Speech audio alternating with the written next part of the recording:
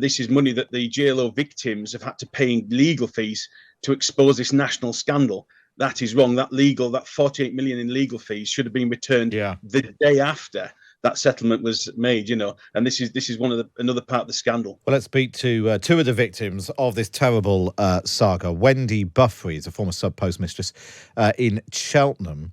A shortfall of £24,000 was identified in her account. She was advised to plead guilty to false accounting to avoid jail. We're also joined by Chris Trousdale. He was just 22 when he was advised to plead guilty again to avoid jail. They both join me now. Wendy, we're still waiting for precisely the details of this. Kevin Hollingwaite, the Post Office Minister, hopefully setting those out imminently in the House of Commons.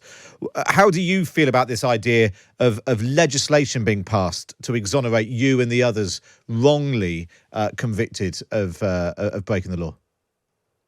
I've already been cleared for mine, but it's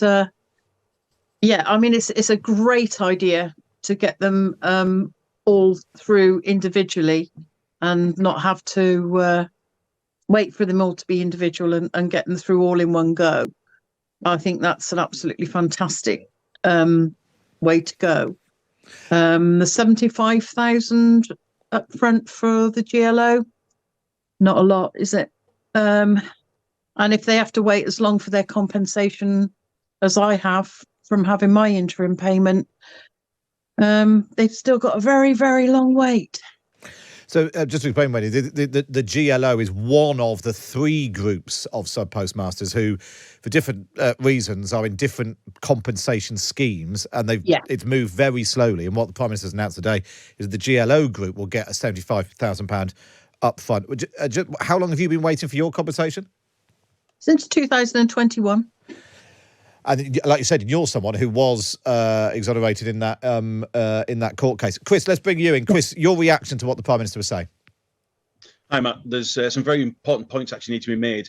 There's a lot of talk about quashing all the conviction in one go because Horizon data might not have been essential to all those convictions.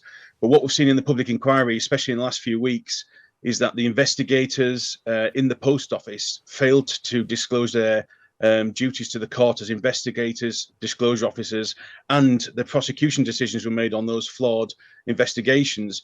And that's across the board, whether Horizon was involved or not. Those convictions, to me, are all unsound. And if one or two that shouldn't be overturned go through, if that's the cost we have to pay as a nation to get everyone else exonerated, so be it. The other important point, Matt, is you might see from your briefing notes the court costs of the GLO. The victims lost 48 million in court costs. If you do some quick maths, 75,000 times 555 is 41 million. It's not even covering the court costs that were lost in the GLO settlement. We need far greater steps than this to start on the road of the GLO victims getting redress. And this is precisely when I spoke to Alan Bates last week, he was saying we should stop using the word compensation. This isn't compensation because you tripped and fell or had an accident at work which wasn't your fault. This is money that you had to pay out in order to defend yourselves against false allegations. Wendy? Sorry, go on, Chris. Sorry. Same in the court case, Matt. This is money that the GLO victims have had to pay in legal fees to expose this national scandal. That is wrong. That 48 million in legal fees should have been returned the day after that settlement was made, and this is another part of the scandal. Wendy, what have you made of what's happened? It is about the last week, isn't it? I'm just trying to remember, was it Tuesday or Wednesday night, the first episode of Mr. Bates versus the Post Office appeared? To go from it all sort of bubbling away in the background, the interminable grinding on of the public inquiry, to TV show airs, Prime Minister does something. I'm going to take your point about the amounts and so on. What have you made of the last week, Wendy? Well, to have a drama put us that far into the news is fantastic, and we'll take it. We'll take anything that we can get that will actually publicise how shabbily we've all been treated by a company owned by the government. And we'll take every little bit of indignation that the public can raise at the moment to actually put us where we need to be. Well, let's do. I think we can now just. I'll ask you the same question in a moment, Chris. We could just bring you now what the Post Office Minister Kevin Hollingwake has been saying, just to try and flesh out a bit more detail of exactly what's happening. Let's take a listen. I can announce today that we are taking similar measures in respect of the group litigation order scheme. We will now make people in that scheme an upfront offer of £75,000, which will save them having to go through a full assessment. But, as with overturned convictions, if they believe they're entitled to more, they are welcome to continue with the full assessment. So, Chris, based on what you were just saying to us, that actually the amount that they, if you work it out average, they've had to pay out is probably more than that. So it sounds like you either take the 75 or you carry on through the process, which is already grinding on. No, I think in this particular case, the 75 looks like an interim. With the convicted people, it is a take it or leave it offer, which again is why they're putting guns to heads of victims who are already suffering. I don't know, but no, this particular one does seem like an interim. I hope it is, but again, think of the families. That sort of figure is what you maybe offer the wife or the child of a sub-postmaster.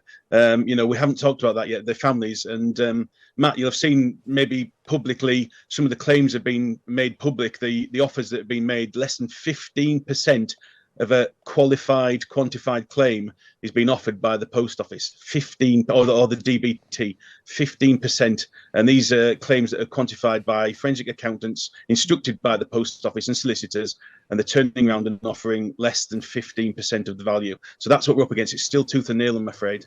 And that's what's so depressing about this whole thing, is that the victims of this still having to essentially litigate again and again with the same bureaucracy and that caused this problem in the first place.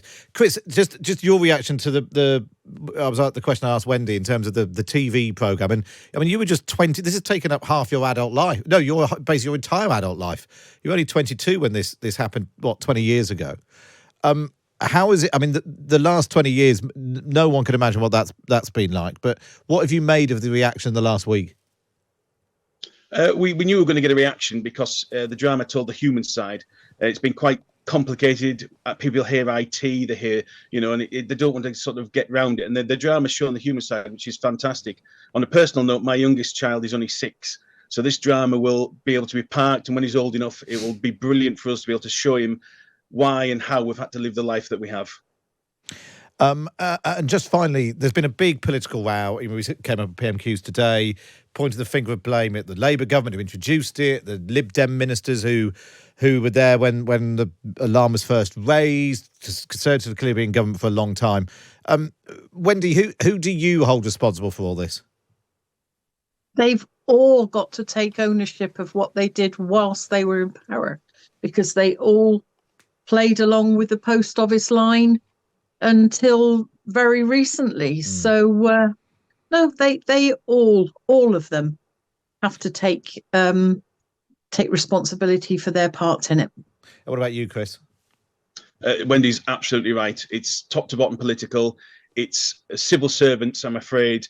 There's a lot of those have the card marked. They must have briefed and advised. And obviously, if people like Ed Davey are saying that someone at the Post Office has lied to him, he needs to come forward and say who lied to him and what did they tell him. We need those names for the inquiry so they can be held to account. Just finally, before I let you go, in terms of Rishi Sunak's response to all this, marks out of 10, Chris? Maybe a warm 2. A 1 or 2 out of 10. Wow. Wendy? Yeah, I got to put him a little lower than that, because his first opening statement the other day was, this happened a long time ago. Oh, we know. Wendy, really appreciate your time today. Wendy Buffery and Chris Trousdale, both wrongly convicted. Well, they both pleaded guilty to try and avoid jail, wrongly pursued by the Post Office for problems with the Horizon IT account.